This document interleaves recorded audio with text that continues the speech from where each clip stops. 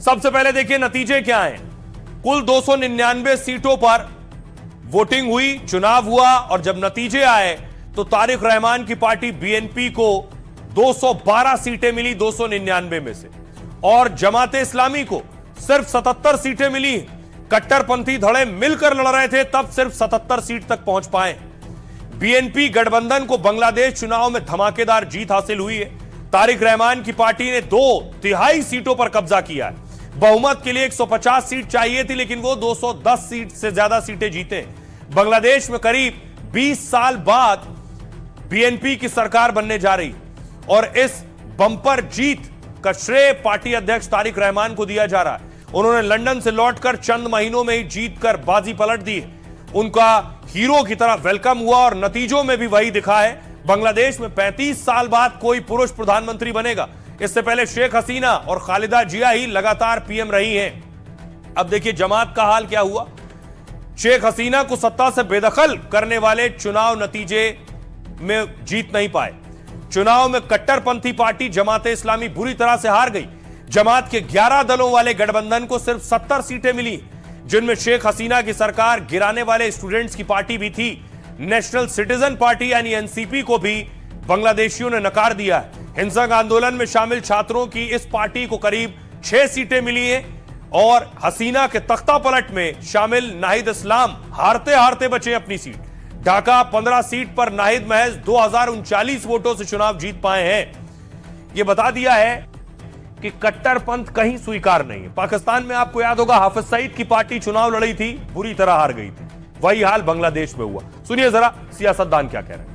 हम उसका बहुत बहुत इस्तेकबाल करते हैं और मुझे पूरी उम्मीद है मिस्टर रहमान जो है भारत के साथ मिलके एक सहयोग के वातावरण में दोनों मिलके इस क्षेत्र में जो है प्रगति के रास्ते पर बढ़ेंगे।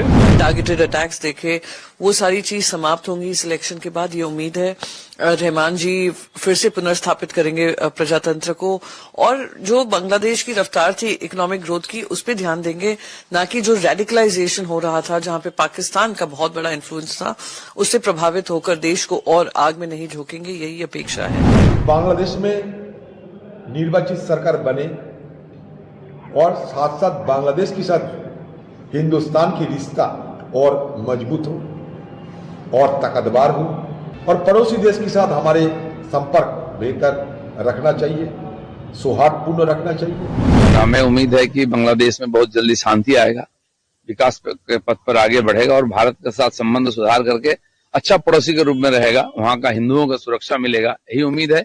हिंसा तो हुआ है, कम से कम यही अंतिम हिंसा होना चाहिए। आगे जाके कोई हिंसा नहीं होनी चाहिए। मुझे चिंता वहां के हिंदुओं की है, अल्पसंख्यकों की है, सिखों की है, बौद्धों की,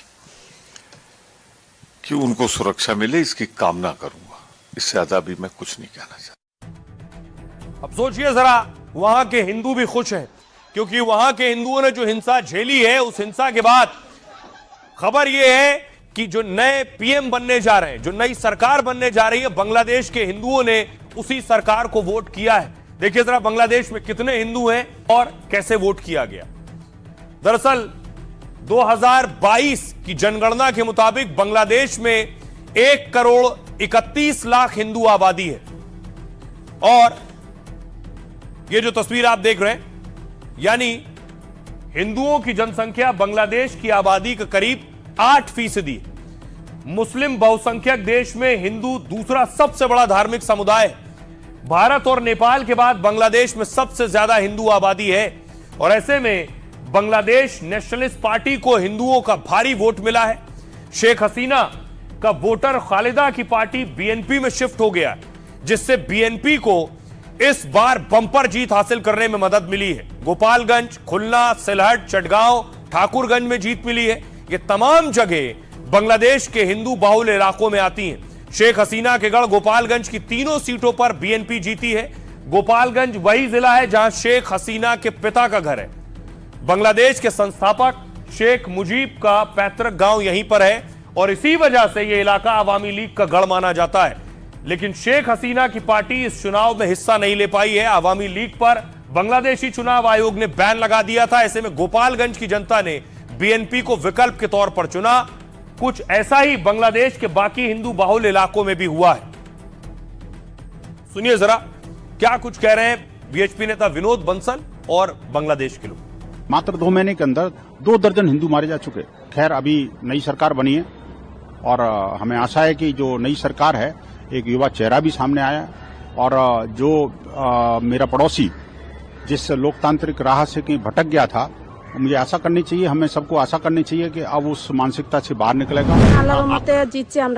हम बेहद खुश हैं। हम काम करना चाहते हैं, खाना चाहते हैं। उनके लिए दुआ करते हैं कि वे देश को समृद्धि की ओर ले जाएं। हम यही चाहते हैं और कुछ नहीं। हम काम करके खाना चाहते हैं। इस तरह की हमें कोई परेशानी या कष्ट ना झेलना पड़े, भ्रष्टाचार ना फैले, देश सुचारू रूप से चले। दुर्नीति ना हो,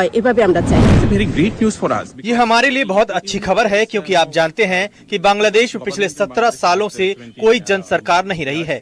इसलिए बांग्लादेश के लिए बहुत अच्छा अवसर और सौभाग्य की बात है। मुझे आशा है कि ये सरकार हमारे लिए कुछ अच्छा करेगी, कुछ बेहतर करेगी। Something better for us and law and order. सब कुछ शांत रहेगा। मेरा मतलब है कि जब लोग बाहर निकलेंगे तो उन्हें सड़कों पर ज्यादा खतरों का सामना नहीं करना पड़ेगा और देश में कानून व्यवस्था बहाल हो जाएगी और लोगों की बुनियादी मानव अधिकार सुनिश्चित किए जाएंगे। नई सरकार से मेरी यही उम्मीद है। So that's what I expect from the new. I strongly believe that मुझे पूरा विश्वास है कि हमारे लोकतंत्र की जीत है। our democracy. आइए अब आपको दिखाऊं कि एक और बड़ी चीज। अब सवाल यह है कि भारत और पाकिस्तान बांग्लादेश में नई सरकार बनने के बाद रिश्तों का क्या होने जा रहा है। देखिए जरा भारत के साथ रिश्ते क्या बदलेंगे बांग्लादेश के जो हालात है। तारिक रहमान सत्ता में आए तो भारत के लिए फायदा होगा क्योंकि एक्सपर्ट्स का मानना है कि वो रिश्ते सुधारने में बेहतर होंगे। बांग्लादेश में भारत की पूर्व उच्चायुक्त रही वीना सीकरी ने कहा है कि रहमान भारत के साथ संबंधों को फिर से संतुलित कर सकते हैं। भारत के साथ पहले के समझौते जारी रखने पर सहमति बन सकती है क्योंकि हसीना के तख्तापलट और भारत आने से तनाव था जिससे बांग्लादेशी कट्टरपंथी और हसीना विरोध भड़के हुए थे। विरोधी कई पार्टियां और नेता शेख हसीना को सौंपने की बात कर रहे थे, लेकिन तख्तापलट के बाद बांग्लादेश में हिंदुओं पर अत्याचार बढ़ा।